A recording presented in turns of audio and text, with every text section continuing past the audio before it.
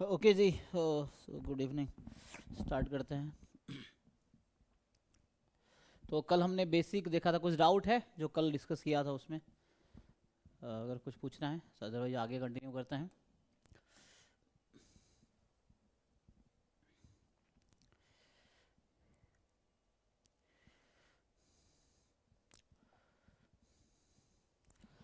कल हमने बेसिक है ना डिस्कस किए थे बस।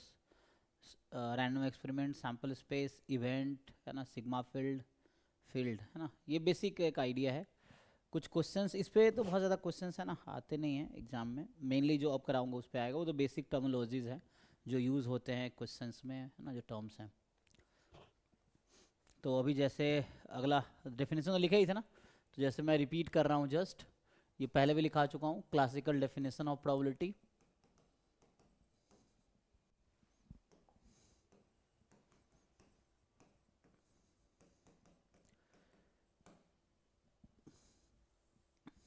ठीक है। तो और दूसरा आएगा एक्सोमेटिक डेफिनेशन, तो सिमिलर ही है, मतलब पहले भी हम कर चुके हैं ये topic.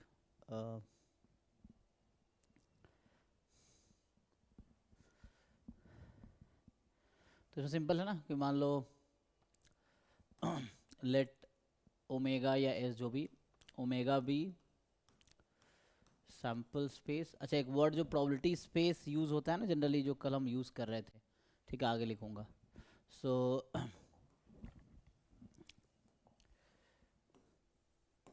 let omega be sample space and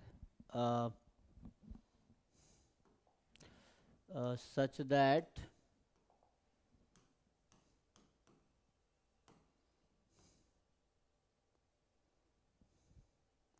omega is finite set and all outcomes of omega, they are equally likely. So they are equally likely.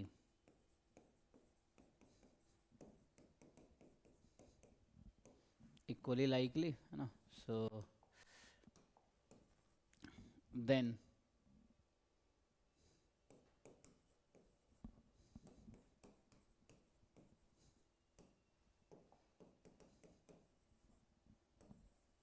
probability of event E है ना. तो then probability of event E, and event you already know, event का मतलब है subset of sample space है ना. So the probability of event E is defined as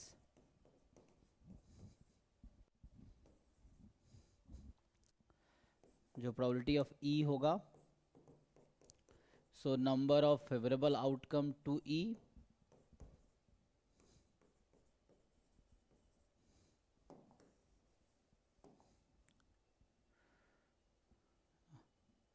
so favorable इसमें है ना, number of favorable outcome to E upon total number of outcome. एक minute हाँ.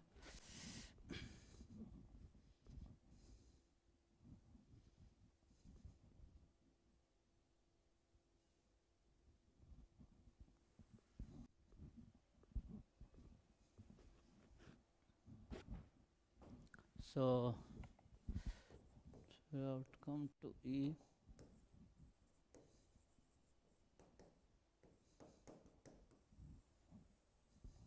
upon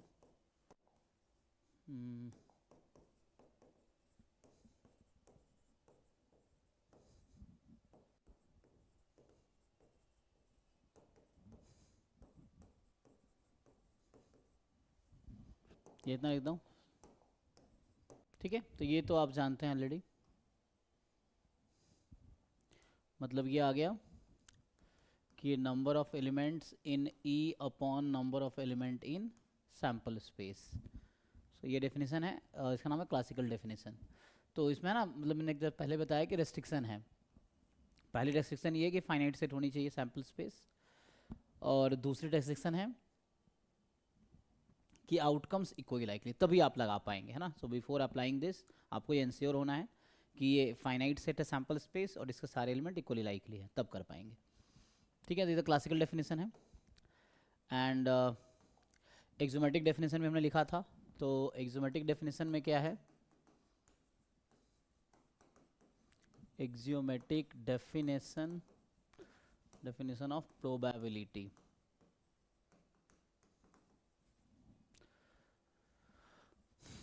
तो यहाँ जो डिफाइन किया जाता है प्रोबेबिलिटी को, इसमें यह है कि आपका प्रोबेबिलिटी एक फंक्शन है। सो ऐसा होगा, अ फंक्शन विथ डोमेन, तो जो इसका डोमेन है वो सिग्मा फील्ड है ना, या इसको सेट फंक्शन भी बोलते हैं।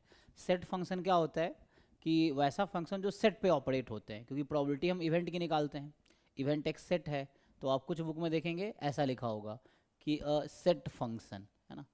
सो ऐसा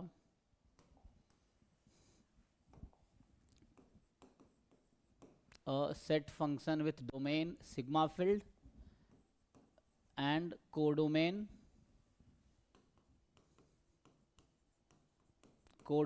क्या है 0 1 is said to be probability। तो सिग्मा फील्ड क्या है, बताया था, सिग्मा फील्ड जो सैम्पल स्पेस है उसके सबसेट का कलेक्शन है, नॉट ऑल सबसेट्स है ना, सबसेट्स का कलेक्शन है जो 3 कंडीशन सेटिस्फाई कर रहा। कल देखा था कि एम्प्टी सेट होने चाहिए सिग्मा फील्ड में, closed under complement and closed under countable union होनी चाहिए। तो so set function with domain this called probability. से पहले मैं डिफाइन करता हूँ है ना, सैम्पल स्पेस नहीं लिखा, लिख सकते हैं। सो तो यहाँ अगर आगे थोड़ा कंटिन्यू करूँ कि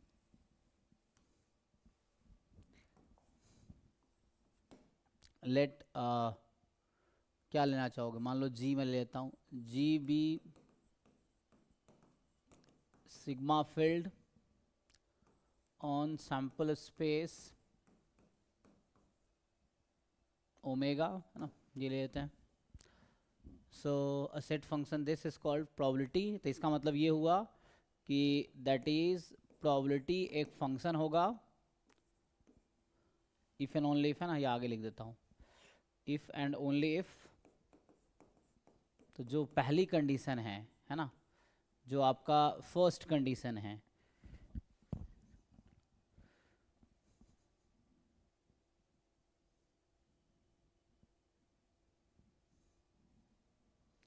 सो फर्स्ट कंडीशन क्या है कि probability of each event should be non negative for all E belongs to G है ना। तो जी सिग्मा फील्ड है और सिग्मा फील्ड का जो एलिमेंट है वो इवेंट है, ठीक है ना।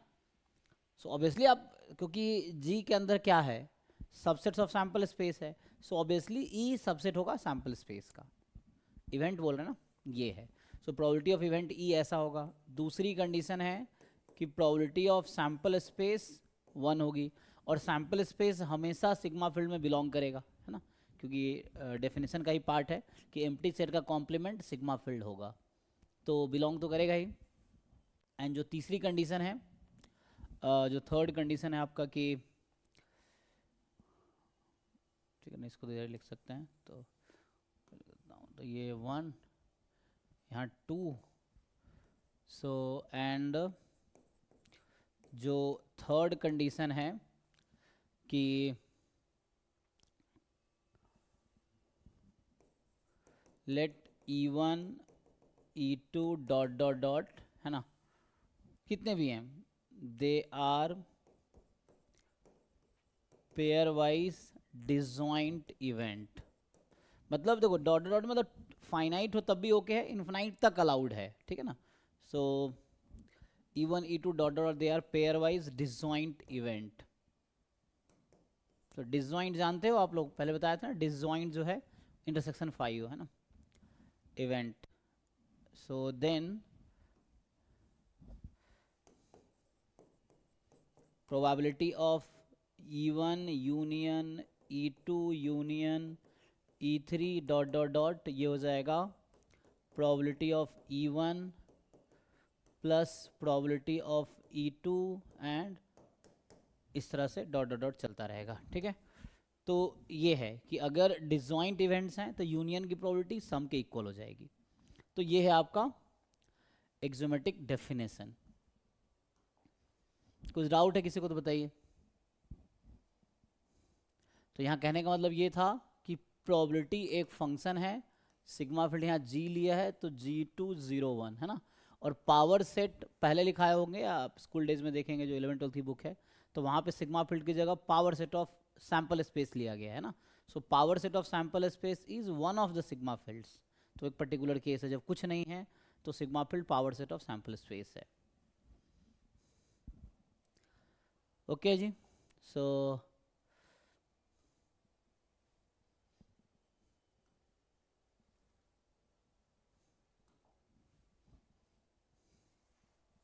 कुछ क्वेश्चंस देखते हैं। तो जैसे मेन है इस पर क्वेश्चंस प्रैक्टिस करना। मैं जैसे कह रहा था मैं कुछ ट्यूटोरियल सीट भेजूंगा, तो वो तो मिल जाता, बहुत सारे ट्यूटोरियल सीट हमारे ड्राइव में भी है। और ऐसे कुछ प्रैक्टिस करना चाहो तो आईआईटीज़ के मिल जाते हैं, जो आईआईटीज़ में स्पेशली एमएससी में जो प्रॉब्लम्स कराते हैं, जैसे मैं कुछ भेजता हूँ, है ना। तो इसको भी आप ट्राई कर सकते हैं।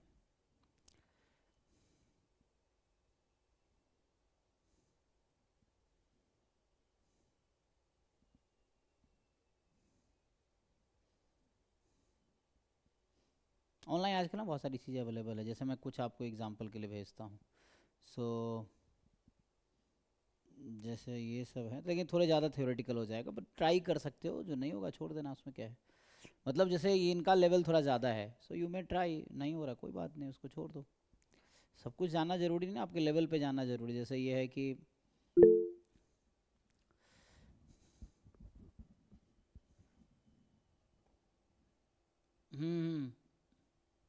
ये अभी कंबाइन क्लास चल रही, क्या कह रहे हो सर, ये क्या सीयूईटी चल रहा है?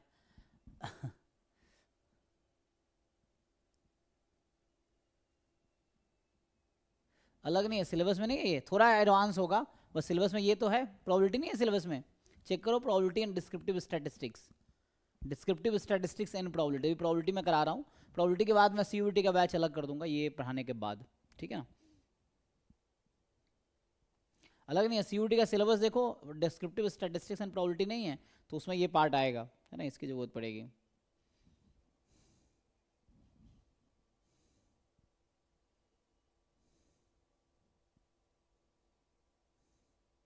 बाकी पीवाईक्यूज अगर सॉल्व करना हो तो JAM, GATE, NET, CUET, ISI, ISS, इन सब को बैठ के सॉल्व कर सकते हो, ये प्रीवियस ईयर क्वेश्चंस।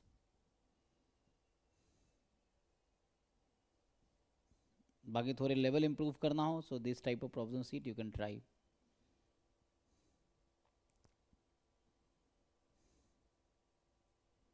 जैसे इसी का एक क्वेश्चन लिख देता हूँ, देखो जैसे इन्होंने लिख रखा है ना।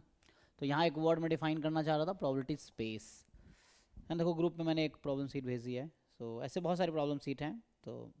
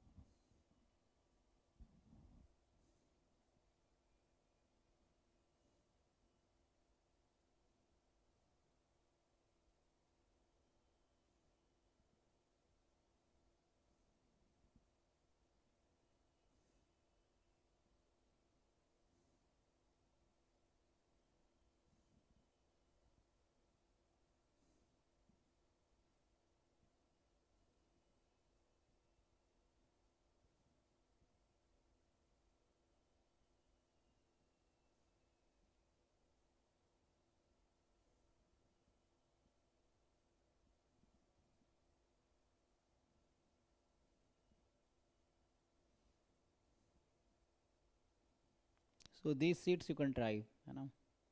बाकी जो थियोरेटिकल क्वेश्चन है उसको स्किप कर सकते हो, जैसे जो मेनली एंट्रेंस में क्या चाहिए, एंट्रेंस में एक्चुअली आपको problem solving generally apply type के क्वेश्चन आते हैं जिसमें थ्योरम अप्लाई कर सको। प्रूव दैट वाले question generally JAM GATE NET CUET में आता नहीं है, ठीक है।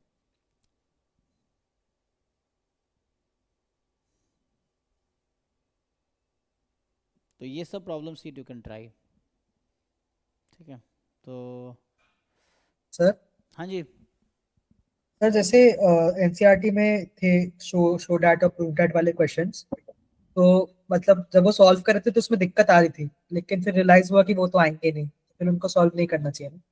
क्यों? अ, मतलब अगर वैसे टाइप के क्वेश्चन नहीं आएंगे। किसमें, एनसीईआरटी में कैसे क्वेश्चन प्रूव दैट टाइप के? हाँ, प्रूव दैट, शो डैट। लेकिन वो जो है ना, वो आपको जैसे थ्योरम्स अगर है तो याद रखना पड़ेगा, क्योंकि उस पर बेस्ड क्वेश्चन आएंगे, या कई बार डायरेक्ट नहीं आता, इनडायरेक्ट आता है। जैसे प्रूव दैट जो लिखा हुआ है, तो एग्जाम में वही 4 ऑप्शन हो जाएगा, which of the following is true. अब जो प्रूव करना वो एक होगा, उसको घुमा फिरा के 4 स्टेटमेंट बना देगा। तो वहाँ पे अगर आपको स्टेटमेंट याद है तो कर पाओगे, नहीं याद है तो प्रूफ करना पड़ेगा। तो ये सब चीज़ें, तो मतलब प्रूफ जानना इज़ नॉट बैड, वो हेल्प ही करेगा, ठीक है।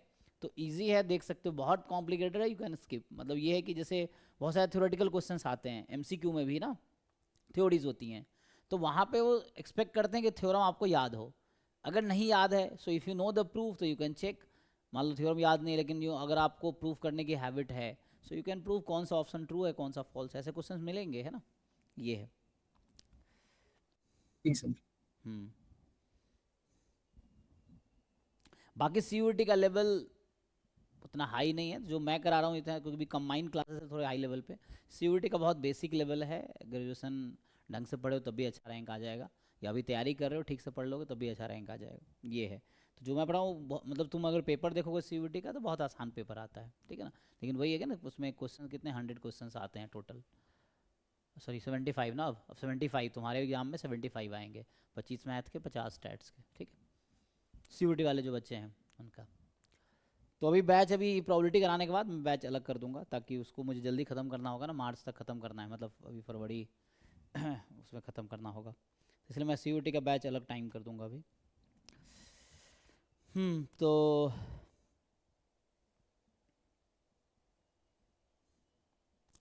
एनीवे तो यहाँ तक ठीक है। कुछ क्वेश्चंस कह रहे थे ना, पहला क्वेश्चन ही देखो, जैसे इन्होंने पूछ रखा है तो इसको ट्राई करके देखते हैं। तो यहाँ मैं प्रोबेबिलिटी स्पेस का डेफिनेशन लिखना चाह रहा था। हाँ, प्रोबेबिलिटी स्पेस, ये वर्ड अक्सर यूज़ होगा। तो ये प्रोबेबिलिटी स्पेस क्या होता है ना। तो मेनली क्या है कि, है ना, let omega be sample space, और जैसे मैं जी लिख रहा हूँ notation, G be sigma field, ठीक है। सो ओमेगा सैम्पल स्पेस है, जी जो है आपका वो सिग्मा फील्ड है। एक मिनट, इसको क्या हो रहा है, तो and P be probability function या प्रोबेबिलिटी, देन जो ट्रिपलेट है, देन ओमेगा जी और पी, ये तीनों मिला के इसको बोलते हैं प्रोबेबिलिटी स्पेस, ये डेफिनेशन है।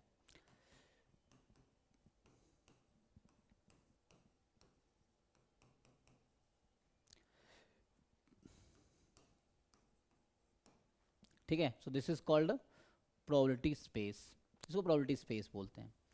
जैसे एक क्वेश्चन लिखता हूँ जो इसमें ही दे रखा है, वो ऐसे आप ट्राई करोगे तो फॉर्मूला बेसिक पता है ना आप लोगों को, जैसे पहले फॉर्मूला लिखा दो कुछ, आप फॉर्मूला का प्रूफ देखोगे तभी कोई दिक्कत नहीं है ना। जैसे फॉर्मूला को एज अ थ्योरम ही मैं लिखता हूँ, एंड थ्योरम का प्रूफ रहेगा तो आपको पता है। जैसे मैं मान लो एग्जांपल के लिए प्रोबेबिलिटी ऑफ ए कॉम्प्लीमेंट, ठीक है।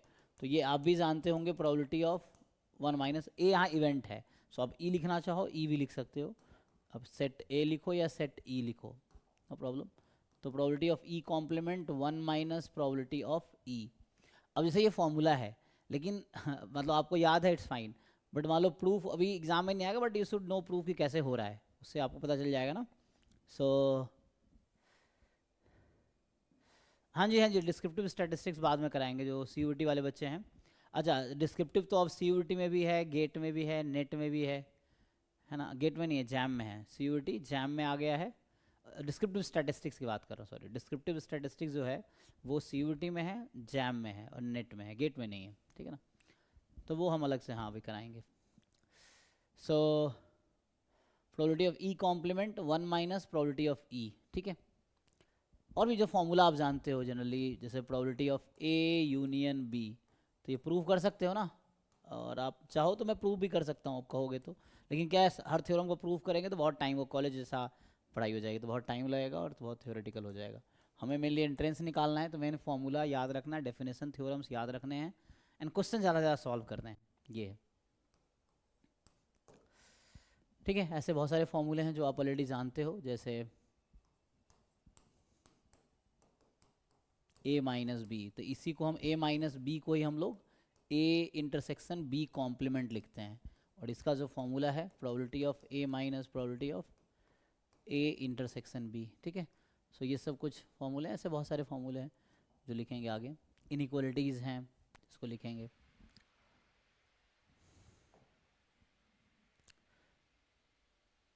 ठीक। तो जैसे अभी क्वेश्चन कर रहे थे ना, मान लो इस तरह क्वेश्चन लिखता हूँ, देखो। तो ये पूछा गया है कि मान लो इसे वर्ड में पूछ रखा है ना, जैसे पहला क्वेश्चन जो भी ग्रुप में मैंने प्रॉब्लम सीट भेजा ना, पहला क्वेश्चन देखो। तो इसमें बोल रहा है कि let omega F P be a probability space,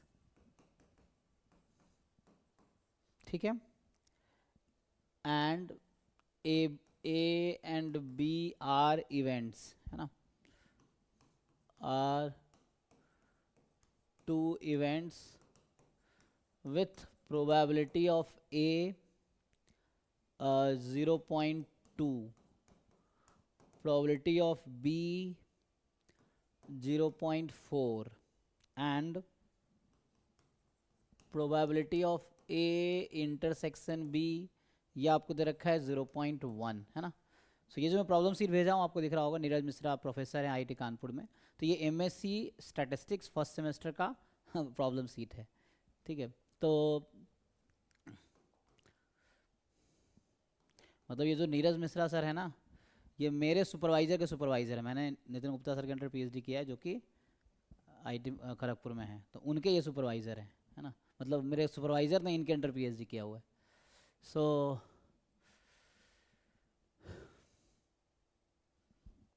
काफ़ी सीनियर प्रोफेसर है।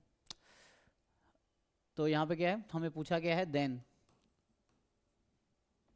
जो पहला पार्ट आपसे पूछा जा रहा है कि what is the probability that exactly one of events A और B will occur, ये है। दूसरा, at least one of event A B occur,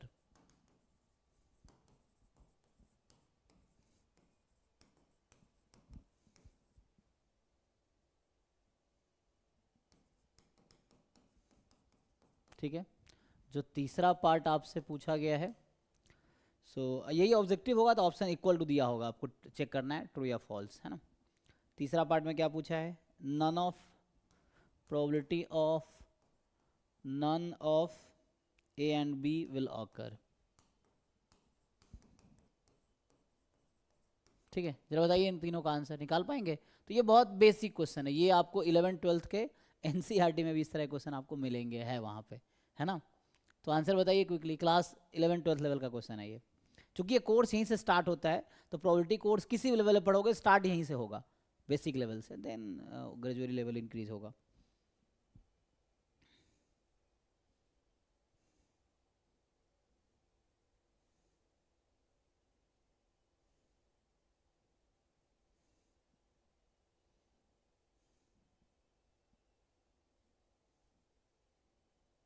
और जो दूसरा PDF भेजा ये IIT दिल्ली का है ना, S धर्मराजा, ये फैकल्टी हैं, उनका असाइनमेंट है ये प्रॉब्लम सीट। ये तो थोड़े टफ है, यू कैन स्कीप, है ना। अब थोड़े आसान के लिए, अभी ये शुरू में CUET का प्रीवियस ईयर क्वेश्चन है ना, CUET JAM GATE NET different exam के प्रीवियस ईयर क्वेश्चन करोगे तब भी आपका अच्छा लेवल हो जाएगा, अगर आप कर पाओगे एंड तक सीख लोगे तो।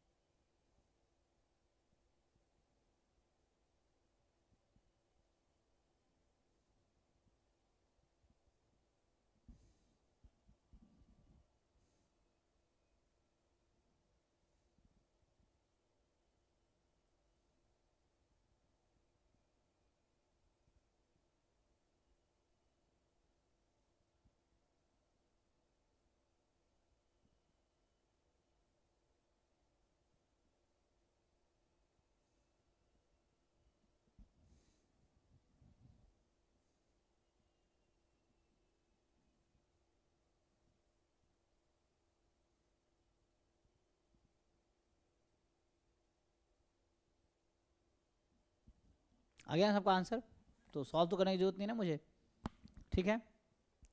तो चलो आगे देखते हैं। सो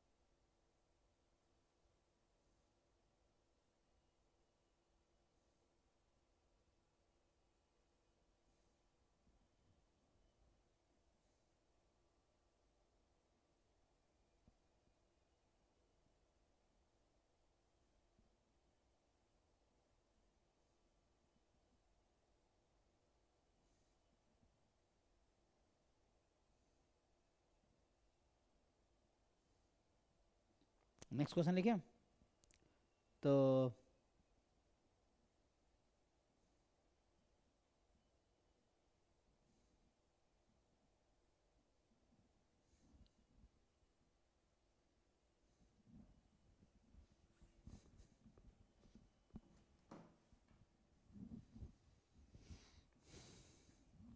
मैथमेटिकली अगर आप देखोगे तो यहाँ आपको निकालना है probability of A minus B plus probability of B minus A, यही ना।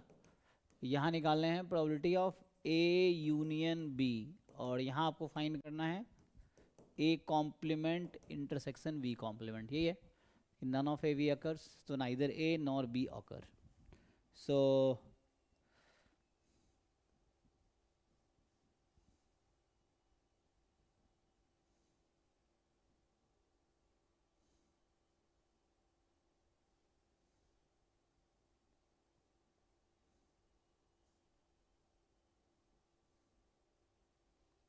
ठीक है जी।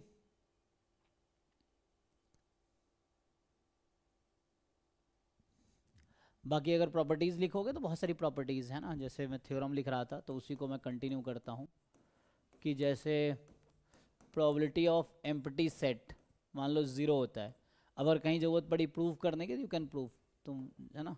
सो क्या ये प्रूव कर पाओगे कि एम्प्टी सेट की प्रोबेबिलिटी 0 होती है?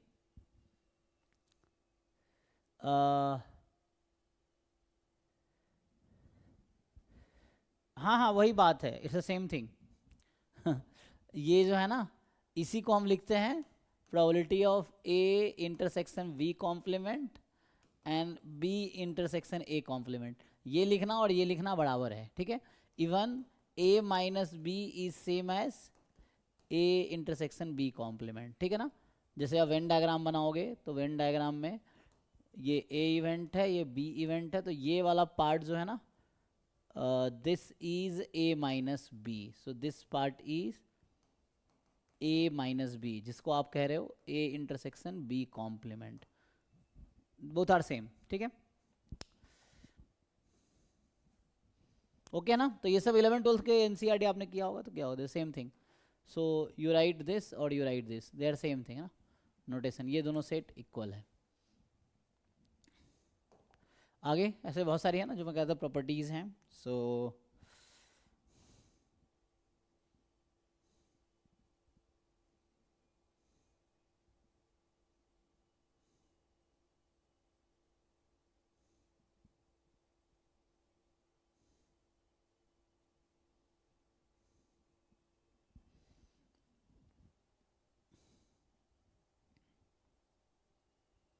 जैसे मान लीजिए E1 अगर सबसेट है E2 का, so probability of E1 will be less than equal to probability of E2, है ना। इसका कन्वर्स जरूरी नहीं है ट्रू होगा, सो कन्वर्स मे और may not be true.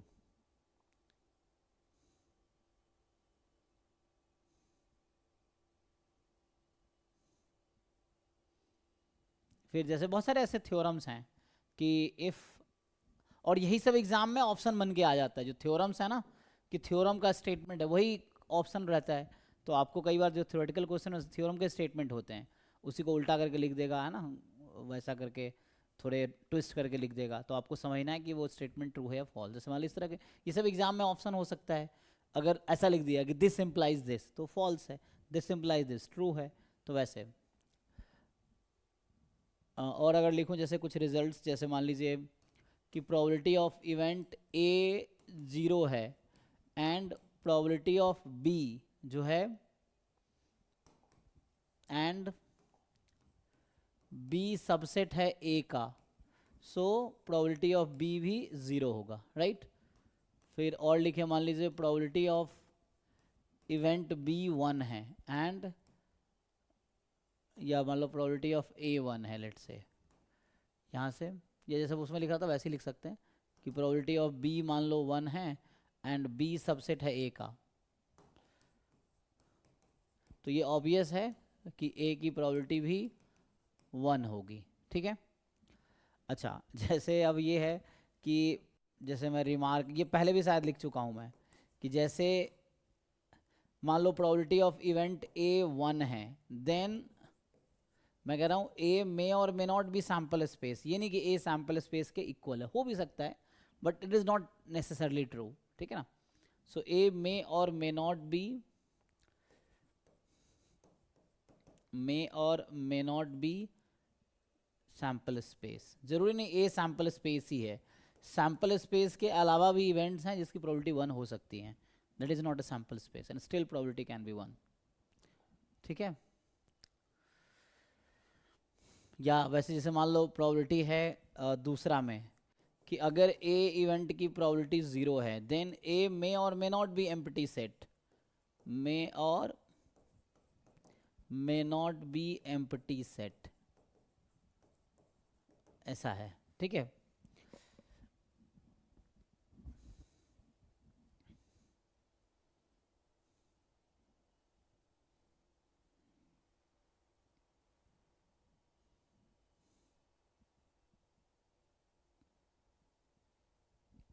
Okay, तो जनरल प्रॉपर्टी जानते हो आप, जैसे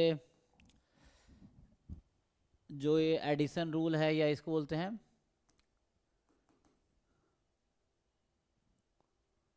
सो inclusion exclusion formula, inclusion exclusion formula, so ये क्या होता है, इंक्लूजन एक्सक्लूजन फॉर्मूला क्या होगा, ये आपको देखना है।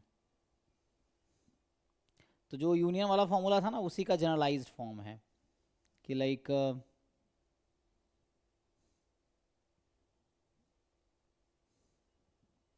This is generalized form of, जैसे मान लो आपको लिखना है, इसको लिखना है कि प्रोबेबिलिटी ऑफ, जैसे मैं अभी ए यूनियन बी लिख रहा था ना, तो ये तो आपने देखा कि जैसे इसको मैं थोड़ा जनरलाइज करूँगा तो वैसा लिखता हूँ कि probability of E1 union E2, सो ये है probability of E1 plus probability of E2 minus probability of E1 intersection E2, लेकिन इसी में E1 union E2 union E3, so probability of E1 plus probability of E2 plus probability of E3 minus E1 intersection E2 minus E1 intersection E3 minus probability of E2 intersection E3, इस तरीके से है। सो आगे आएगा plus में एक और है ना, plus probability of E1 intersection E2 intersection E3। सो चार के लिए भी लिख सकते हो ऐसे ही, बट इसी को मैं अगर इसी फॉर्मूले को थोड़े नोटेशंस में लिखें, जैसे I फ्रॉम 1 to 3 ऐसा लिख सकते हैं। सो ये हो जाएगा summation probability of I from 1 to 3, इस तरह से, ठीक है। जैसे ये हो गया पहला 3 टर्म माइनस, अब ये होगा double summation probability of I intersection EJ, ठीक है, and I from 1 to 3 J from 1 to 3 I less than J, ऐसा लिखना पड़ेगा। फिर ये तीसरा तो बस अकेला ही है, तो इसमें हो जाएगा probability intersection of I from 1 to 3, इस तरह से, क्योंकि इसमें फिक्स हो गया ना। ओके, तो लास्ट वाला यूनियन होगा क्या? लास्ट वाला यूनियन क्यों, इंटरसेक्शन है ना, चेक कर लीजिए। यूनियन तो वहाँ है ना लेफ्ट साइड में। Yes sir, yes sir. हाँ, सो ओके, मतलब इसी फॉर्मूले को मैं जस्ट रिपीट कर रहा हूँ, इस तरह से लिख रहा हूँ।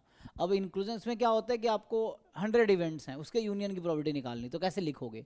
सो मेन लिखने का है, जैसे मैं लिखूँ कि मान लीजिए ऐसा है कि probability of union of EIs I from 1 to 4, सो मतलब मुझे ये फाइंड करना है probability of E1 union E2 union E3 union E4, इन चारों का यूनियन निकालना है मुझे।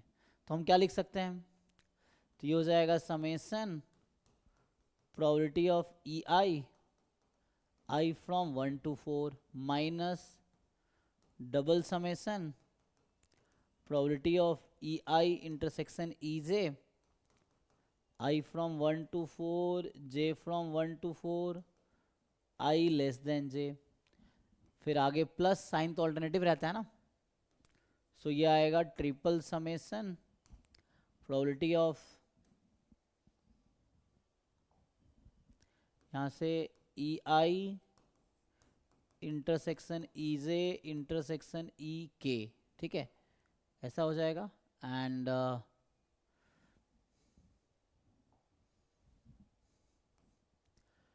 I फ्रॉम जो भी है ना 1 से लेके 4 तक है, J from 1 to 4 K from 1 to 4 I less than J less than K, इस तरह से है। एंड लास्ट में minus minus O sorry minus है ना, ऑल्टरनेट साइन है ना, तो माइनस, ठीक है। I फ्रॉम 1 to 4 एक बार चेक कर लीजिए, है ना। सो हम लोग जो लिख रहे हैं, सो दिस यू नो, है ना। अब इसी को n के लिए लिख सकते हैं, हम लोग जनरलाइज कर सकते हैं फॉर n इवेंट्स, तो ये सब पता है आप लोगों को ऑलरेडी। एंड इसको आप थोड़े और जनरलाइज करेंगे, n इवेंट्स के लिए लिखें, मान लीजिए मैं ऐसा लिख दें, so now if you right probability of union of EIs I from 1 to n, where n can be any natural number 10 100 anything, है ना. सो आपको ये फाइंड करना है. So how to find this. So तो इसको लिखेंगे इस फॉर्म में, probability of E i then minus double summation E i intersection E j and again i from 1 to n j from 1 to n i less than j, है ना, वरना double हो जाएगा, एक इवेंट दो बार आ जाएगा. E1 इंटरसेक्शन E2 और E2 intersection E1 तो सेम है, तो उसको एक ही लिखना है मुझे. फिर ऐसे ही प्लस यहाँ चलेगा ट्रिपल समेशन ई आई ई जे ई के, ऐसा हो जाएगा, है ना. सो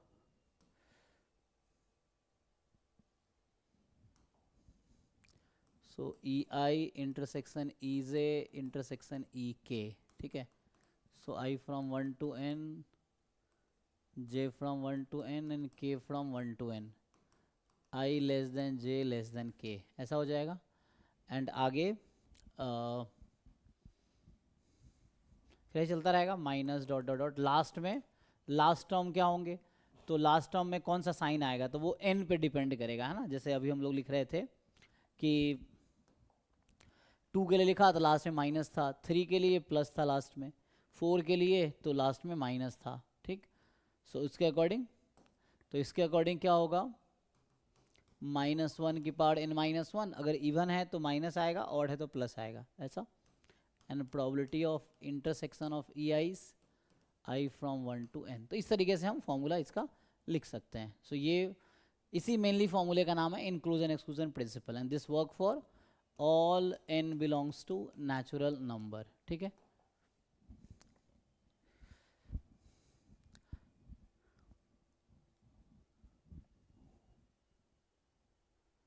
अब इसमें इनइक्वालिटीज भी आती हैं कई सारी, है ना. जैसे एक थ्योरम है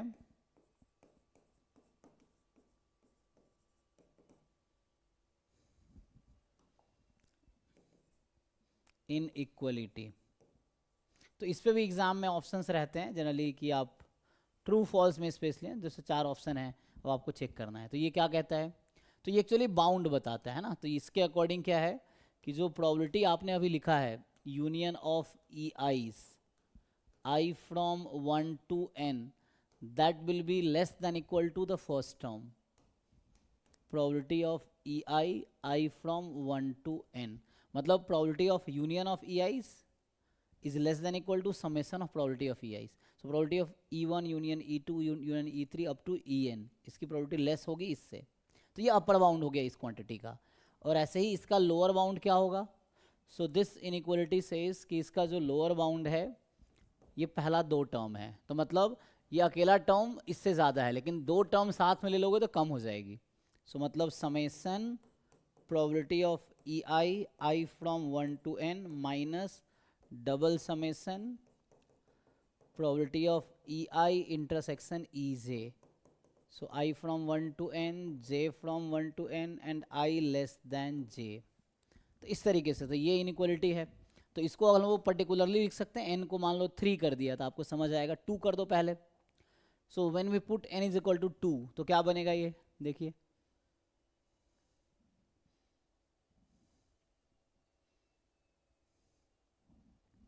तो इसमें आप अगर n को 2 रखोगे, when we put n is equal to 2 तो ये बनाएगा probability of e1 union e2 is less than equal to probability of e1 plus probability of e2 and more than equal to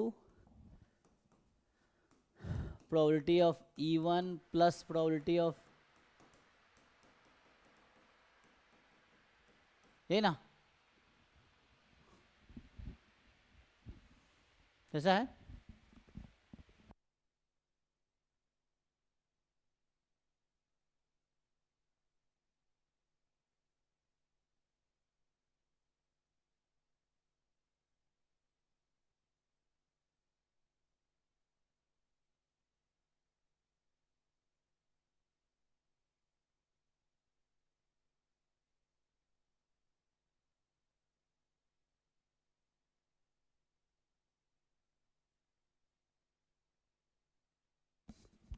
ठीक है जी. सो आपको लग रहा होगा ये तो ऑब्वियस है, लोअर बाउंड तो ऑब्वियस है ना, क्योंकि तो इक्वल ही है, तो कोई प्रॉब्लम नहीं है. तो मेनली यहाँ रिलेवेंस ये है। अगर n को आप 3 रखेंगे तो क्या बनेगा, n को 3 पुट करते हैं, सो probability of E1 union E2 union E3, तो ये लेस देन इक्वल टू होगा probability of E1 plus probability of E2 plus probability of E3 से, एंड ये मोर देन इक्वल टू होगा, ये क्वांटिटी तो आएगा ही, प्लस 2 एट अ टाइम आप लेंगे, तो यहाँ से पूरे लिखने पड़ेंगे नहीं, probability of E1 plus probability of E2 plus probability of E3 minus E1 intersection E2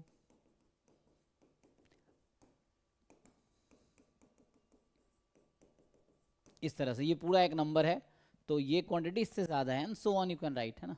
सो इस तरह से एग्जाम में आप जैसे कई बार प्रोबेबिलिटी दे रखा होता है अपर बाउंड क्या होगा, तो 1 तो ऑब्वियस अपर बाउंड है, बट है ना, इससे क्वेश्चन लिखता हूँ मैं कुछ तो आपको समझ आएगा, ऐसे क्वेश्चंस लिखे गए होते हैं। सो कौन सा सही होगा इनमें से,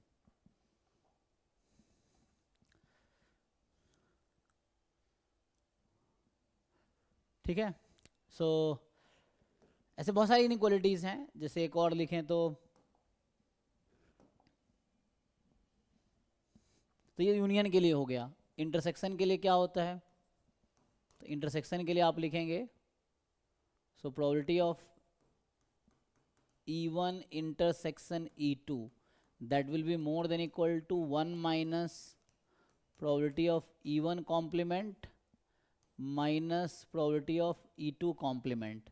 ये इसको और सिंप्लीफाई करोगे दूसरे तरीके से लिख सकते हो, that is this same can be written as that is probability of E1 intersection E2 is more than equal to क्या आएगा, तो 1 minus probability of E1 minus probability of E2, तो ये आ जाएगा probability of E1 plus probability of E2 minus 1। तो ऐसे बहुत सारे इनइक्वालिटीज़ हैं। अच्छा, इसका जो नाम है तो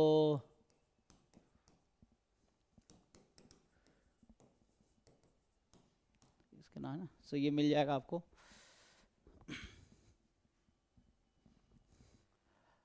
ऐसे बहुत सारी इनइक्वालिटीज को जनरलाइज भी कर सकते हैं। जनरलाइज करेंगे हम लोग तो क्या मिलेगा, जैसे इसी को मैं दूसरा पार्ट इसका लिखूं, ये मान लो पहला पार्ट है, सो इसका जो सेकंड पार्ट होगा कि probability of E1 intersection E2 intersection E3, तो इसका लोअर बाउंड क्या होगा, तो इसका जो लोअर बाउंड है probability of E1 plus probability of E2 plus probability of E3 minus 2। ये मैंने पहले ये वाला पार्ट लिख दिया ऐसा, या वैसे लिखते तो इसको दूसरे तरीके से लिखोगे तो ये आएगी। तो ये सब ऑप्शंस में एग्जाम में आपको मिलेंगे, अब जो याद नहीं रहेगा वो प्रूफ करना पड़ेगा। So this is more than equal to 1 minus probability of E1 complement minus probability of E2 complement minus probability of E3 complement. तो इसको जनरलाइज भी कर सकते हैं हम लोग। जनरलाइज करेंगे तो क्या होगा कि प्रोबेबिलिटी ऑफ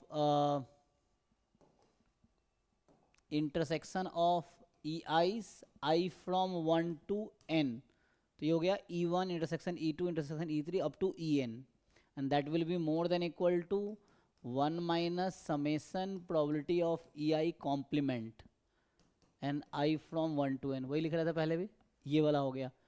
इसी को दूसरे तरीके से लिखोगे so that will work probability of intersection of I from 1 to n that will be more than equal to, इसको सिंप्लीफाई करो तो यहाँ हो जाएगा 1 माइनस प्रोबेबिलिटी ऑफ EI, 1 का सम n, तो यहाँ समेसन आएगा ना, समेसन ऑफ, इसको सिंप्लीफाई करो क्या आएगा, सो इसको सिंप्लीफाई करोगे तो summation of probability of EI, आगे क्या होगा, माइनस n माइनस 1 जी, है ना, माइनस में आपका n माइनस 1, तो इस तरीके से आ जाएगा, ठीक है।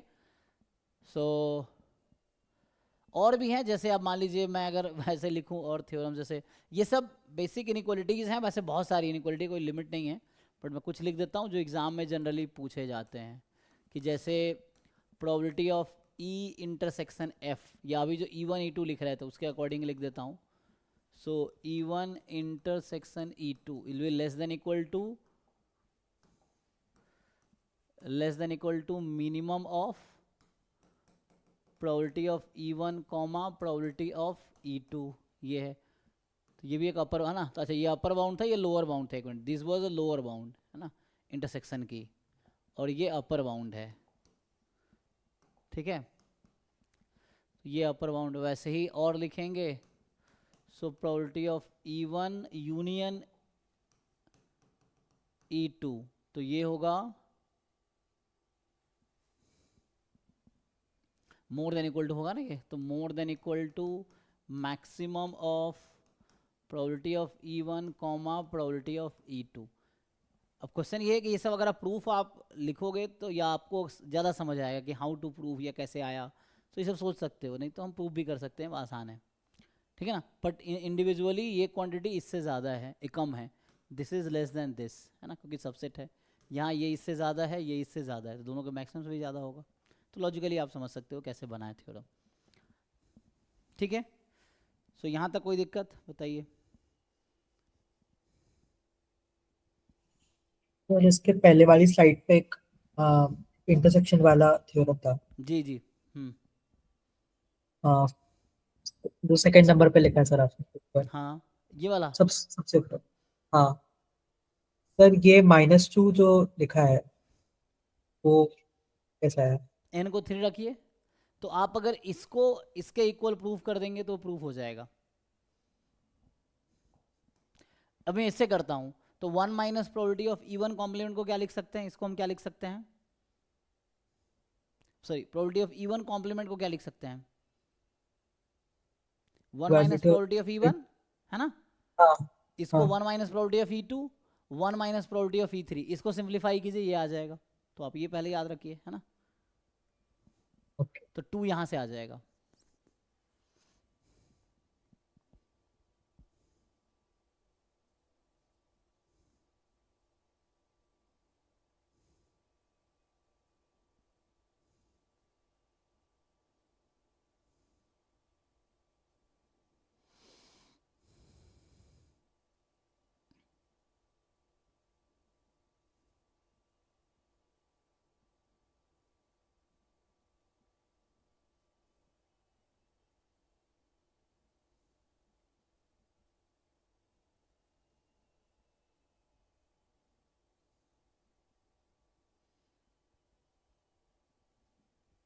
ठीक है, मैं थोड़ा एक टॉपिक और लिखता हूँ, ज्योमेट्रिक प्रोबेबिलिटी। इसमें क्या होता है कि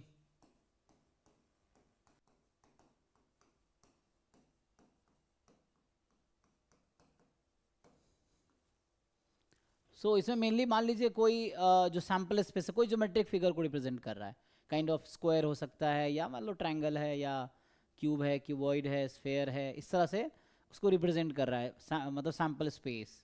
तो उसका सबसेट भी कोई है ना, उसका सबसेट जो होगा, तो उसकी प्रोबेबिलिटी कैसे निकालेंगे।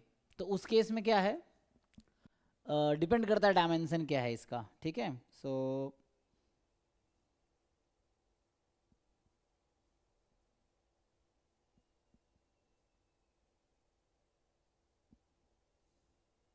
जनरली इसमें क्या होता है, जैसे मान लो ऐसा क्वेश्चन है कि रैंडम पॉइंट सेलेक्ट किया किसी फॉर एग्जांपल स्क्वायर से, तो एक पर्टिकुलर उसके अंदर एक सबसेट है जो ट्रायंगल है, तो क्या प्रोबेबिलिटी है वो पॉइंट उस ट्रायंगल में होगी। तो इस तरह के क्वेश्चन में इसकी ज़रूरत पड़ती है, ठीक है। तो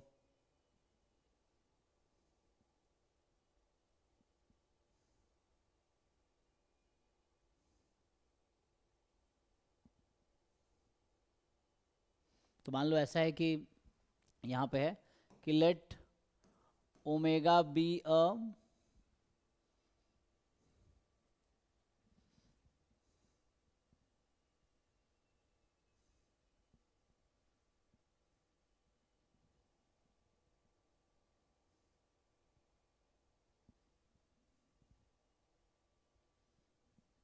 या ऐसा लिखते हैं, so omega have well defined measure, ठीक है, एंड कोई ई है जो कि सबसेट है ओमेगा का, तो मतलब ई कोई इवेंट है, right. So let omega have well defined measure and E subset omega का, इसका भी वेल डिफाइंड मेजर होगा। सो या तो ऐसा लिखो कि let omega and E have, एक साथ कर दिया, ठीक है। So where E is subset of omega. So ये कहीं ना कहीं जो क्लासिकल डेफिनेशन है उसके अकॉर्डिंग ही है, लेकिन क्लासिकल में क्या है, आप नंबर ऑफ एलिमेंट काउंट कर रहे हैं बिकॉज उसमें फाइनाइटली मेनी एलिमेंट्स होगा। बट अगर कोई ऐसा है कि जो आप एलिमेंट्स काउंट नहीं कर सकते, जैसे मैं क्वेश्चन लिखूंगा अभी समझ आएगा, तो उसमें कैसे प्रोबेबिलिटी निकालेंगे, तो ये कहीं ना कहीं उसका जनरलाइजेशन है, समझ सकते हैं, हायर डायमेंशन में। तो देन आपको बोलेगा what is the probability of event ई को कैसे डिफाइन करोगे, तो ये एक्चुअली आएगा measure of omega upon measure of event ई। जैसे मैं एग्जांपल के तौर पे बताता हूँ कि मान लो कोई सैंपल स्पेस एक लाइन है, लाइन ये इंटरवल है कोई, जैसे एक छोटा सा क्वेश्चन लिख के मैं दिखाता हूँ। सो जैसे या इसका पर्टिकुलर केस लिखा देता हूँ कि मान लो इफ़ ए है, मान लो कोई एग्जांपल के लिए ए कोई इंटरवल है, अभी समझाने के लिए लिख देता हूँ, ए कोई इंटरवल है या सैंपल स्पेस कोई इंटरवल है, ये मान लो सैंपल स्पेस है, ये इंटरवल है। तो मतलब ऐसा हो गया कि लाइक कोई नंबर लाइन है, इस बीच में ए बी है, सो this is sample space and कोई ई इवेंट है जो कि सी कॉमा डी है and that is subset of omega. तो बीच में मान लो सी डी है, समझाने के लिए ऐसा लिख दे रहा हूँ। तो आपसे पूछेगा then what is the probability of event E, तो इसमें क्या लगता है क्या होना चाहिए,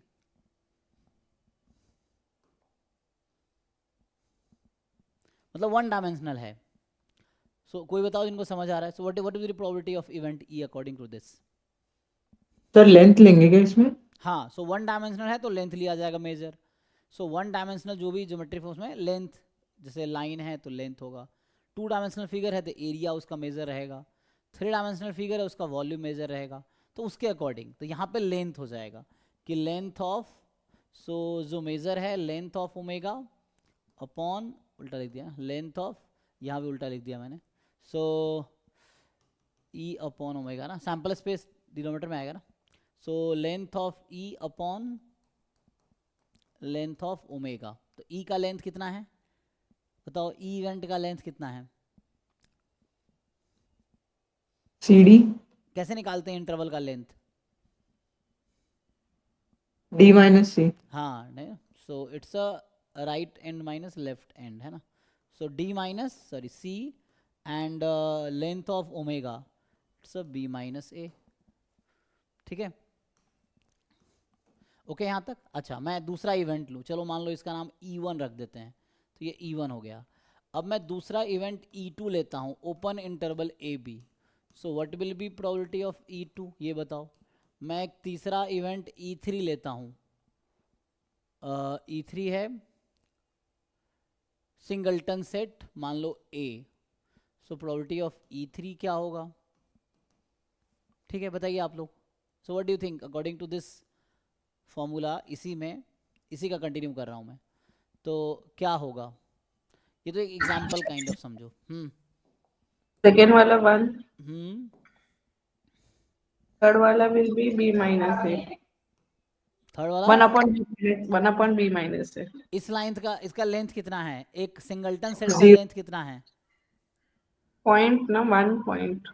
नहीं Zero. हाँ सिंगल पॉइंट Zero. लेंथ क्या होगा, लेंथ तो जीरो होगा। हाँ इसको A टू A आप लिख सकते हो ऐसा चाहो इंटरवल में, तो ये Yeah, हो गया zero. 0 upon B B minus minus. A, तो ये हो That गया is 0. 0। अभी जो पीछे मैं एक पॉइंट लिखा था कि प्रोबेबिलिटी 1 होना does not ensure it is a sample space, क्या E2 सैंपल स्पेस है, नो नहीं. है ना, इक्वल नहीं है।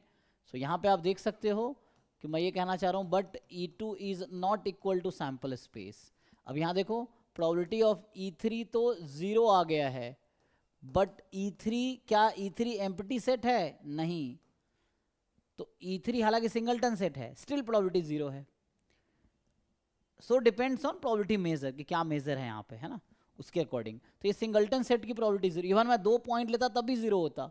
अगर यहाँ पे मैं बोलूँ कि E4 कोई इवेंट ले लूँ एग्जाम्पल के लिए, लेट से E4 है A और B, तब भी इसकी प्रोबेबिलिटी 0 होगी, राइट, क्योंकि इसका मेजर डिफाइंड ही इस तरीके से यहाँ पे है। मतलब सैंपल स्पेस वैसा है ना, इसीलिए। ओके जी, देखो। तो इसको मैं थोड़ा थ्योरी कंटिन्यू कर देता हूँ। तो इसमें कहने का मतलब वही है कि अगर जैसे वो जो कंटिन्यू करे, या थ्योरम या पॉइंट, ज्योमेट्रिक प्रोबेबिलिटी का ही पॉइंट मैं कंटिन्यू करता हूँ।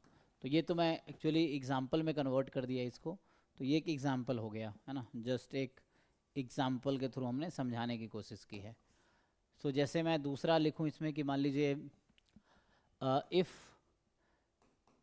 ई and omega are one dimensional, है ना, ज्योमेट्रिक फिगर मान लो ऐसा बोल दूं, हैव लिख दो ना, so have one dimensional, it's a one geometric measure, मान लो ऐसा है। तो उस केस में जो प्रोबेबिलिटी ऑफ ई होगा, ई इज इवेंट, वो होगा लेंथ, जो हम कह रहे थे length of event E upon length of sample space. दूसरा if E and omega this have two-dimensional geometric measure, जैसे मान लो 2-डायमेंशनल फिगर है, सो उस केस में, या 2-डायमेंशनल ज्योमेट्रिक फिगर है, तो उस केस में जो प्रोबेबिलिटी ऑफ इवेंट E होगी, that will be area of event E upon area of sample space. 3-डायमेंशनल है तो वॉल्यूम हो जाएगा। यही चीज़ें हैं कि if E and omega have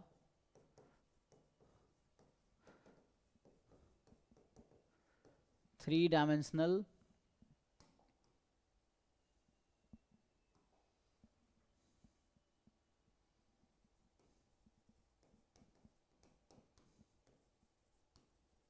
geometric measure, then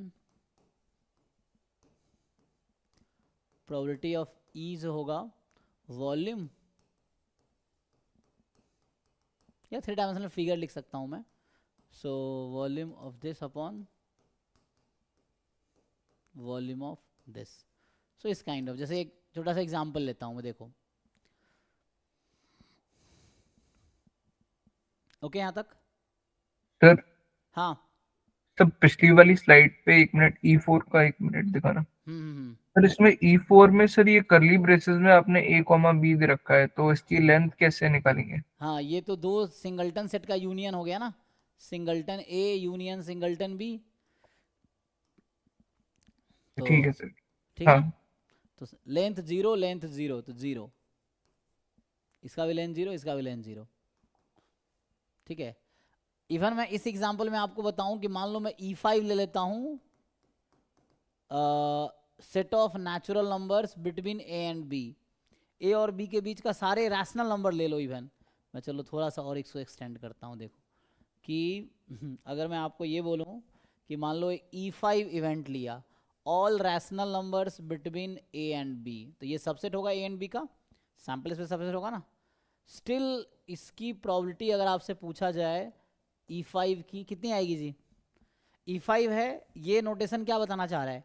rational numbers and A and B intersection है, मतलब all rational numbers between A and B. So what will be probability of E5? Sir 1 या 0? 0, probability 0 होगी।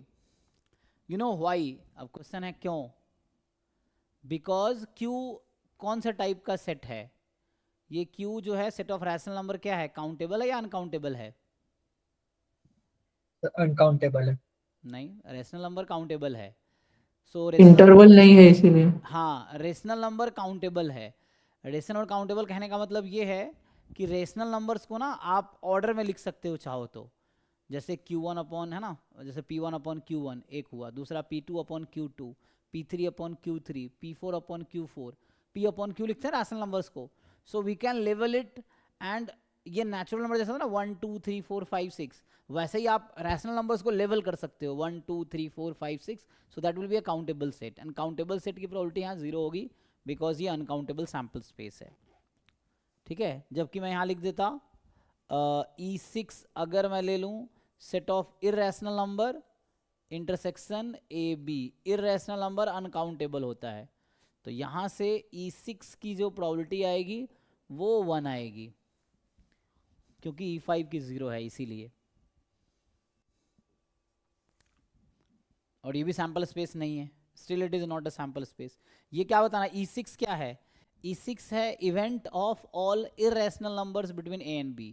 अब इसमें A B के बीच के सारे irrational numbers लिए हमने, तो उसकी प्रोबेबिलिटी 1 होगी, बट वो सैम्पल स्पेस नहीं है, स्टिल प्रोबेबिलिटी 1 है।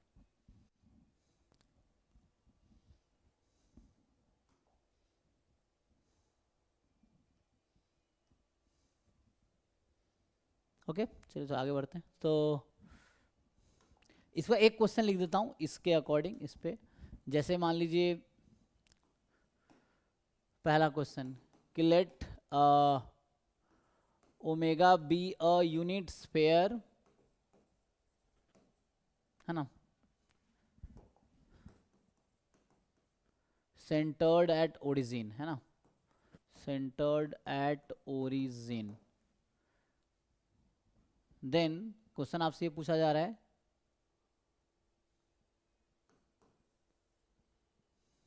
एंड आपको बता रखा है एंड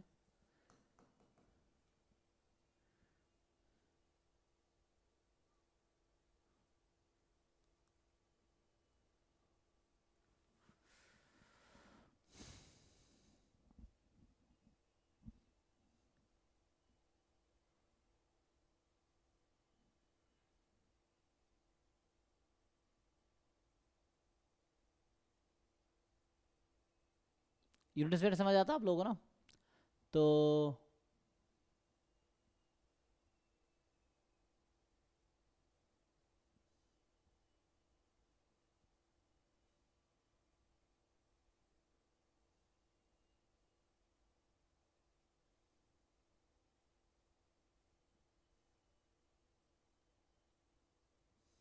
थोड़ा सा इसको चेंज कर, यूनिट क्यूब की जगह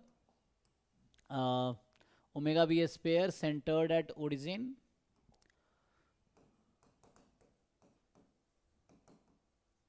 विथ रेडियस, ठीक है, मान लो 5 एग्जाम्पल के लिए, इसमें सही है, मेक सेंस। सो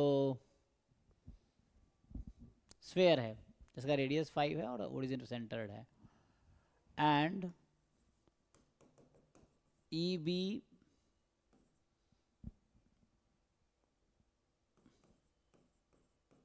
क्यूब ले लेता हूँ, है ना, E be a cube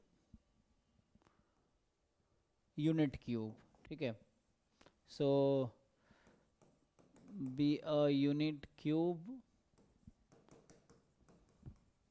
with centre. अब क्वेश्चन है क्यूब का सेंटर क्या होता है, तो ठीक बीच वाला पार्ट जो होगा, है ना, या वन कॉर्नर ले लो, E be a unit cube with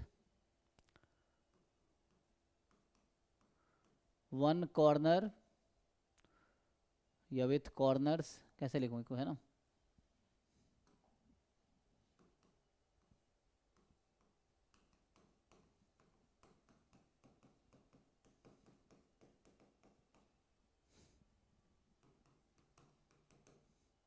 ठीक है, ये हो गया, एक और आएगा, सो 0 1 0 1 0 0, है ना,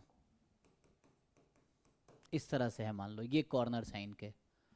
सो ये समझ आ रहा है आपको क्या है एक्चुअली। तो जैसे ये समझो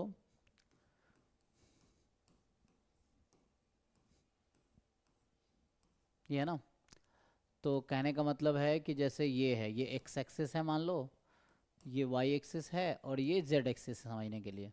तो ये पॉइंट क्या है, ये है 0 0 0, ये होगा 1 0 0, ये होगा एंड सो ऑन, है। तो सारे कॉर्नर्स लिखना मुश्किल है, बस समझ रहे हो यूनिट।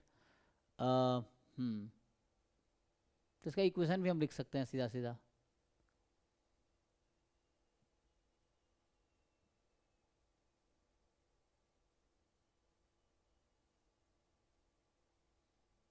इस तरह से मैं बनाना चाह रहा हूँ, समझ गया ना। और ये किसी स्फेयर के अंदर है, मैं फिगर बना ही देता हूँ और समझने के लिए, ये किसी स्फेयर के अंदर है ना, ऐसा कुछ है समझने के लिए, मान लो इस तरह से है। तो अब आपसे ये प्रोबेबिलिटी ये पूछना चाह रहा हूँ मैं, ठीक है। तो समझ आ गया ना।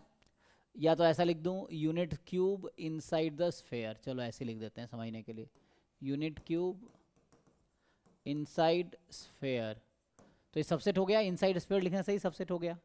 अब मेन क्वेश्चन जो आपसे पूछा जा रहा है देन, ये बस पिछला फॉर्मूले का एप्लीकेशन मैं करने की कोशिश कर रहा हूँ, ये है। दूसरा है कि मान लो सैम्पल स्पेस है set of x comma Y such that x square plus y less than equal to 9 and E जो इवेंट है x comma Y such that mod x plus mod y is less than equal to 9, ये है। तो यहाँ पे मैं 9 को 1 भी कर सकता हूँ, चलो 1 कर देता हूँ, ऐसा है। तो क्वेश्चन है then what is the probability of event E. ठीक है, तो इस तरह क्वेश्चंस अगर मिलेंगे so you can apply geometric probability. Try करके देखो, बता पाओगे?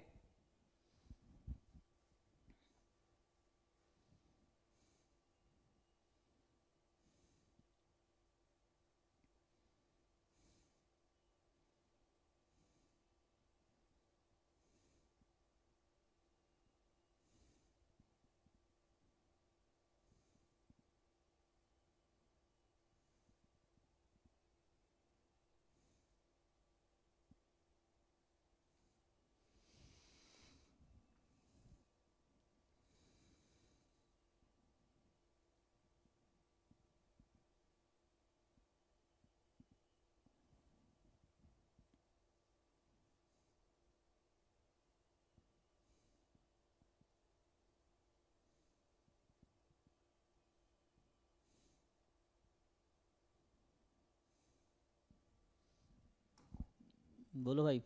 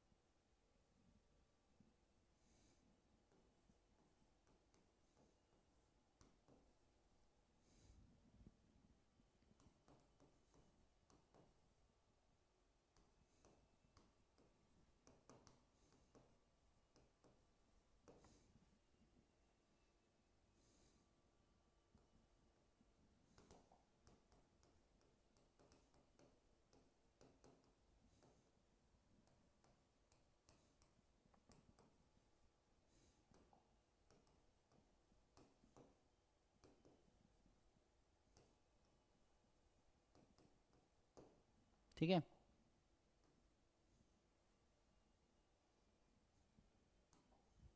तो ये 3 क्वेश्चन है जो आपको ट्राई करने हैं अभी,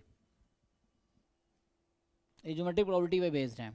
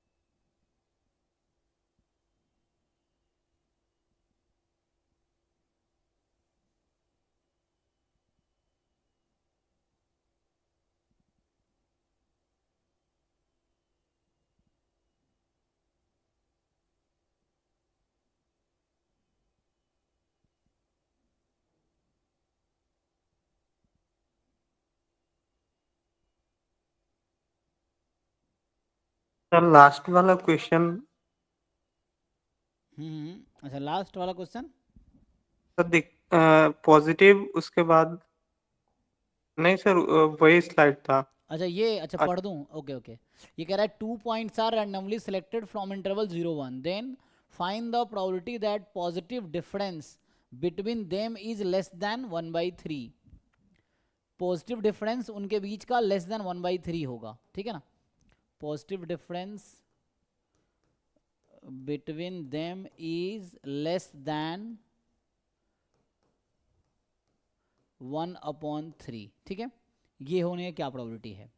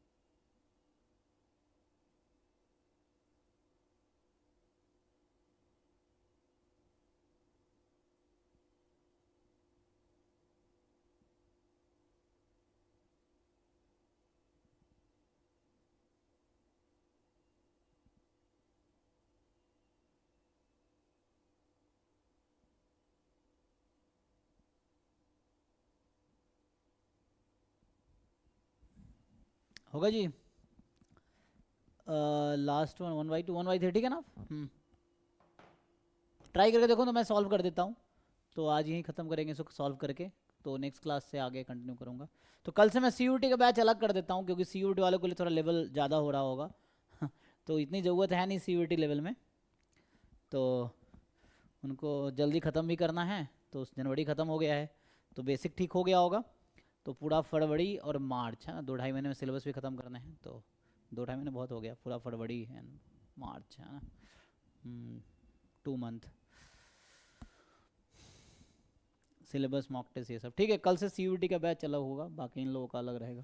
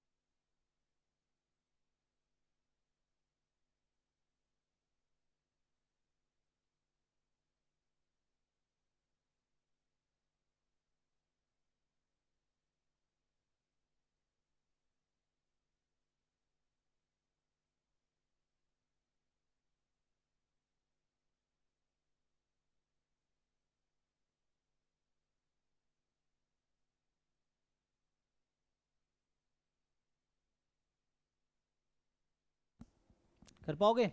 सो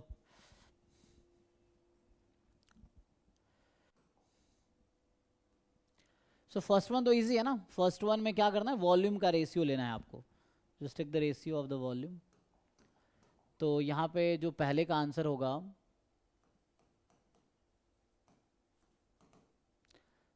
फर्स्ट वन का, so probability of E is equal to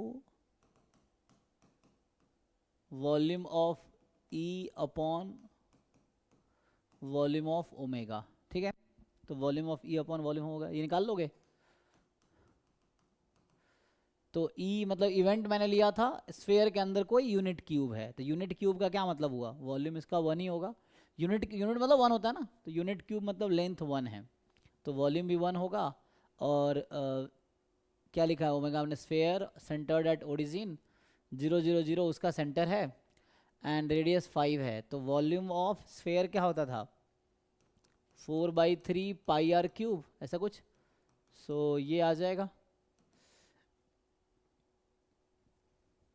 4/3 pi are cube ना, तो 3 उधर एंड यहाँ से कितना हो गया, 125 इंटू 4, 500. तो ये आंसर है. This is the answer to the first question. So पहले क्वेश्चन का ये आंसर है. जिनको डाउट है पूछो. या मैं ऐसा लिखता कि random point is selected from a sphere with radius 5, so what is the probability that that point will fall into a cube, है ना, यूनिट क्यूब ऑफ रेडियस, मतलब यूनिट क्यूब. तो यही आंसर होता. तो कहने का ये मतलब है. So points are equally distributed. Second में भी यही अप्रोच लगाना है. अब ये 2 डायमेंशन इसका ग्राफ बनाओगे, ये तो ग्राफ मैंने पिक्चोरियल रिप्रेजेंटेशन को किया है. अगर इसको आप रिप्रेजेंट करोगे तो क्या होगा, this is a unit circle, है ना, एंड ये क्या है, दिस इज एक्चुअली दिस ये है. ग्राफ बनाना आता है. सो समझ गया ना, this line this line this line and this line, ये इसका ग्राफ, अगर ग्राफ बनाना आता हो तो. So you have to find area of this one upon area of circle. तो यहाँ से जो आंसर आएगा सेकेंड क्वेश्चन का, so can you find this, try कीजिए अब.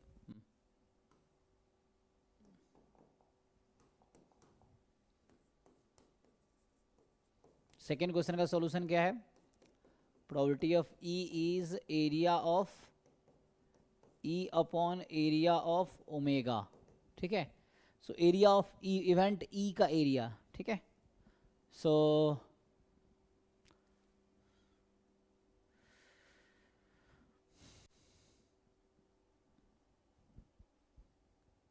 Probability of area of event इसका एरिया निकालो, कितना आ जाएगा, निकाल पाओगे, सिंपल है. सर 2/पाई होगा क्या? 2/पाई, उसका एरिया 2 है, कितना है, half into base into height, तो हाफ 4 बार 2/पाई, राइट. सो दिस इज 2/पाई. सो ये आ गया. Next similarly you try the third one. अब थर्ड वन को देखो कैसे, वैसे कुछ दिमाग लगाओ.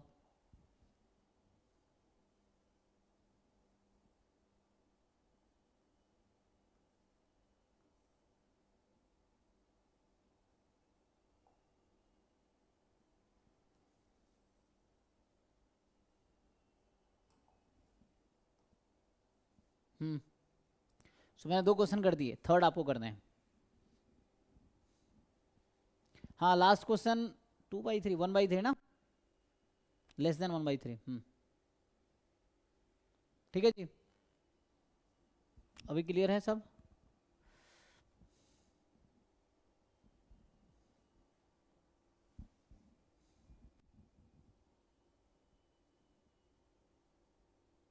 सर लास्ट का फाइनल आंसर क्या आएगा? आंसर तो याद नहीं हो, तो मैंने ऐसे ही क्वेश्चन लिख दिया है, जस्ट बना दिया. Answer I don't know. So मतलब आंसर निकालने के बाद पता चलेगा.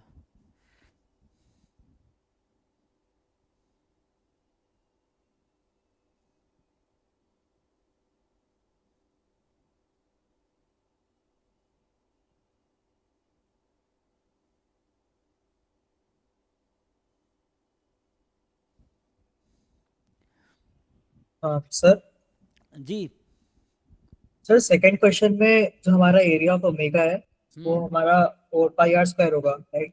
Right right. और जो एरिया ऑफ स्क्वायर होगा वो स्क्वायर है सर कि वो है क्यूब है? हाँ वो स्क्वायर है, सही बात है, वो स्क्वायर मैंने फिगर वैसा बनाया, स्क्वायर है, ठीक है।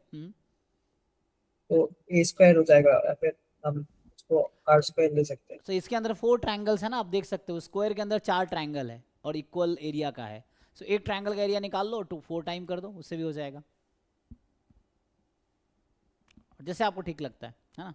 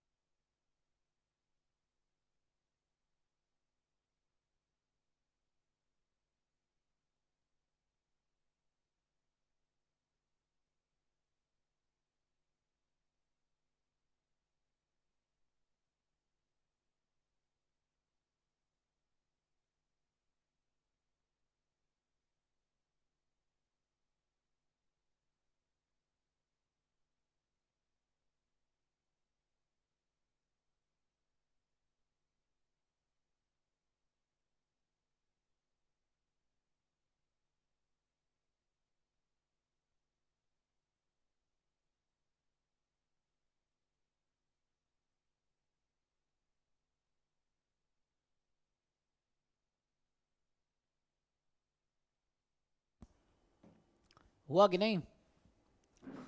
2/3 आंसर आया क्या? आंसर तो आई डोंट नो, देखो मैं सॉल्व कर देता हूँ. सो यहाँ पे जो कह रहा है आपसे कि 2 points are randomly selected from 0 1, है ना? तो इसको देखिए थर्ड क्वेश्चन हम लोग सॉल्व करते हैं.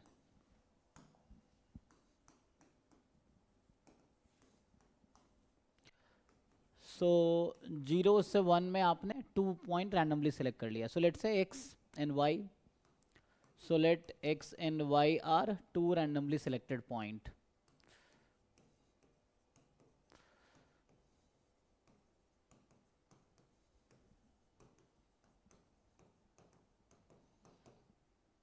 अगर इसको रैंडम वेरिएबल से करना चाहो उससे भी कर सकते हो. आपको आइडिया है रैंडम वेरिएबल से. सो x is uniform 0 1, y is uniform 0 1, तब भी हो जाएगा. तो अभी हम प्रोबेबिलिटी यूज़ करेंगे. तो जनरली यूनिफॉर्म है तभी वर्क करेगा. सो तो मतलब x जो है वो 0 से 1 के बीच का एक रैंडम पॉइंट है, y भी 0 से 1 के बीच का एक रैंडम पॉइंट है. तो ऐसा समझ सकते हो. अगर मैं आपको ऐसे समझाऊं, चलो मान लो ये 0 ये 1, तो x इस बीच का कोई एक रैंडम पॉइंट है, 1 इधर ले लो, y इस बीच का. तो अभी आप ऐसा समझ सकते हो समझाने के लिए x y, क्योंकि हमें क्या करना है, हमने हालांकि 0 से 1 के बीच का सिलेक्ट किया है. ये ऐसा इसलिए लिख रहा हूँ क्योंकि मुझे प्रूव करना है कि इसका जो पॉजिटिव डिफरेंस है वो 1/3 से कम होगा. इसकी प्रोबेबिलिटी निकालनी है. तो ये इवेंट है. अगर आपको इस क्वेश्चन में मैं सैम्पल स्पेस समझाता तो ये है 0 1 क्रॉस 0 1, मतलब ये सैम्पल स्पेस है. या मैथमेटिकली लिख के बताऊं, so x comma Y such that x between 0 to 1 and y between 0 to 1, ये है आपका सैम्पल पॉइंट है ना. 2 random point are selected between 0 to 1. तो ऐसा समझ सकते हो आप. और इवेंट जो है वो ये है कि ऐसे पॉइंट्स जहाँ पे mod x minus Y less than 1/3 हो, और ये सबसेट है ओमेगा का. सो ये यहाँ कहने का मतलब. तो इसको अब हटा देता हूँ, ये समझ आ गया. तो हमें इवेंट ई की प्रोबेबिलिटी निकालनी है, ठीक है ना. सो इवेंट ई की प्रोबेबिलिटी निकालने का मतलब है इसकी प्रोबेबिलिटी निकालना. अच्छा, यहाँ अगर मैं कोई दूसरा लेता 0 से 2 तो शायद बेटर आपको लगता, लेकिन ठीक है अभी के लिए ओके है. So you have to find this probability. कैसे निकालोगे प्रोबेबिलिटी इसकी कि x minus Y less than 1/3 होगा? तो बनाना पड़ेगा इसका ग्राफ, ठीक है. तो यहाँ थोड़ा सा है, देखो जैसे कहने का मतलब ये 0 से 1 0 से 1. सो ये है आपका सैम्पल स्पेस. ये जो भी बॉक्स दिख रहा है ना, ये है आपका सैम्पल स्पेस. अब इसका सबसेट है ये वाला, तो इसका ग्राफ बनाओ और इसका सबसेट देखो क्या है, देन हो जाएगा. तो मतलब ये इवेंट ई है ना, तो सिंपल है. मतलब एरिया ऑफ, यहाँ 2 डायमेंशनल है, तो area of E upon area of sample space. अब सैम्पल स्पेस तो यूनिट स्क्वायर है, तो एरिया 1 है इसका. तो ये आपका यूनिट स्क्वायर है, तो इसका एरिया 1 हो जाएगा. तो यहाँ से मेन ई का एरिया, क्योंकि इसका एरिया तो 1 ही है, तो ई का एरिया निकालना है. तो क्या बता सकते हो इसका एरिया क्या होगा? ये इवेंट ई का एरिया क्या है? तो उसके लिए ग्राफ बनाना पड़ेगा आपको, तभी पता चलेगा ना. बिना ग्राफ बनाए बता सकते हो? बताओ. तो कोशिश करो. सैम्पल स्पेस के अंदर इवेंट ई को लोकेट करना है, देन ई का एरिया निकाल लेना है. ग्राफ बनाना सीखो लोअर क्लास में. इसको ग्राफ कैसे बनाएंगे? तो x माइनस वाई का मॉड है, तो मॉड पहले खोल लो. तो मॉड खोलोगे, मॉड खोलना आता है ना. So mod x minus Y less than 1/3 का मतलब x minus Y more than equal to minus 1/3 less than equal to 1/3, है ना. सो इसमें मैं रफली बनाने की कोशिश करूँ ग्राफ. तो मान लो 1/3 2/3 1, 1/3 2/3 1, मान लो ये 1/3 है यहाँ पे. ऐसे इधर 1/3 होगा, इधर 1/3 होगा, समझने के लिए लेता हूँ. सो इंटरसेप्ट फॉर्म में बनाएंगे तो x माइनस वाई बराबर में x अपन 1/3 y अपन माइनस 1/3 x अपन 1/3 माइनस 1/3. ये कुछ ऐसा होगा. ये जाएगा कहाँ से? ये कुछ ऐसा पास करेगा, है ना. क्योंकि जब मैं x को 1 रखूँगा इस इक्वेशन में, तो y की वैल्यू 2/3 हो जाएगी, है ना. तो ये 2/3 है, ठीक है. सो ये पॉइंट 1 कॉमा 2/3 है, ये वाला पॉइंट ये कह रहा हूँ. और ये पॉइंट है 1/3 कॉमा 0, ठीक. एंड ये लाइन हो गया. सो इस लाइन का इक्वेशन क्या है? ये लाइन है x minus Y is equal to 1/3, दिख रहा है ना ये कलर. एंड दूसरी लाइन जो मुझे बनानी है, अब पता ना किसी भी इनइक्वालिटी का ग्राफ बनाने के लिए पहले आपको बाउंड्री का ग्राफ बनाना पड़ता है। तो ये मैं बाउंड्री का ग्राफ बना रहा हूँ। अब यहाँ होगा x minus Y is equal to -1/3, तो इसमें x पे -1/3, y पे 1/3, तो y पे 1/3, तो ये भी कुछ ऐसा होगा।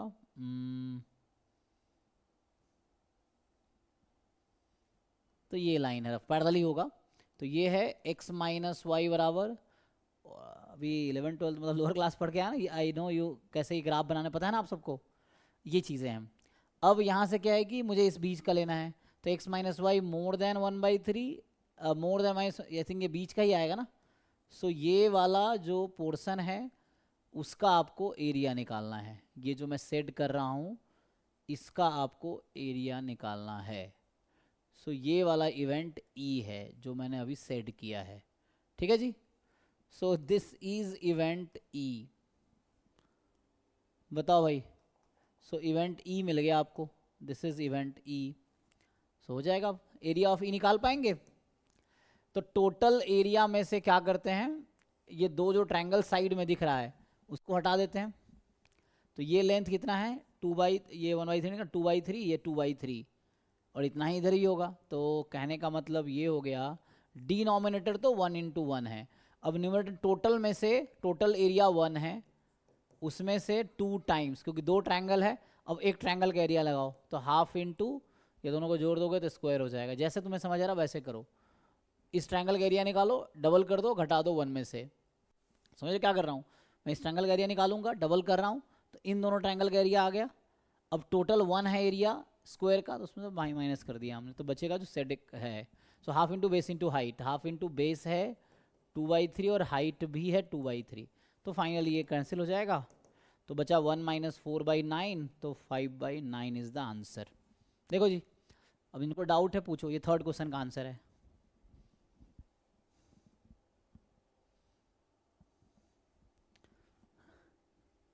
Zero minus zero, zero minus क्या कह रहे हैं 1, ये मतलब x can be anything between 0 and 1, y can be anything between 0 and 1। सो कैसे डिसाइड करोगे, तो इस तरीके से। तो ये इवेंट E था, है ना, तो इसका एरिया। सो ये थोड़े से आपको इसमें वर्क करना पड़ेगा, हो जाएगा। जिनको दिक्कत है, जिनको नहीं दिक्कत है इट्स फाइन। कुछ पूछना है इसमें?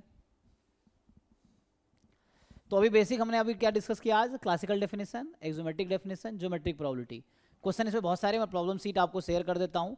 तो जो प्रोबेबिलिटी के टॉपिक अभी मैं आपको ग्रुप में भेज दूंगा, जो बेसिक प्रोबेबिलिटी है जो अभी टॉपिक में पढ़ा रहा हूँ, इससे रिलेटेड मेनली जैम का PYQ, CUET का PYQ, गेट का और नेट का अभी इसके बने हुए हैं। तो इसका मैं अभी भेज देता हूँ, आप इसको ट्राई कर सकते हो, ठीक है। सो इन एग्जाम्स के PYQ यू कैन ट्राई, ये अभी मैं ग्रुप में आप भेज देता हूँ। और ये सब ऑलरेडी ड्राइव में है, ड्राइव के लिंक डिस्क्रिप्शन में ढूंढोगे तो ड्राइव में सब है, ठीक है ना। तो वैसा है। बाकी आज ही स्टॉप करते हैं, कुछ डाउट है तो पूछो, तो डाउट क्लास ऐसे भी कंटिन्यू होगी थोड़ी देर में। ठीक है, मैं प्रॉब्लम सीट भेज देता हूँ आपकी प्रैक्टिस के लिए। कुछ भेजा है, कुछ और भेज देता हूँ। Thank you. हाँ।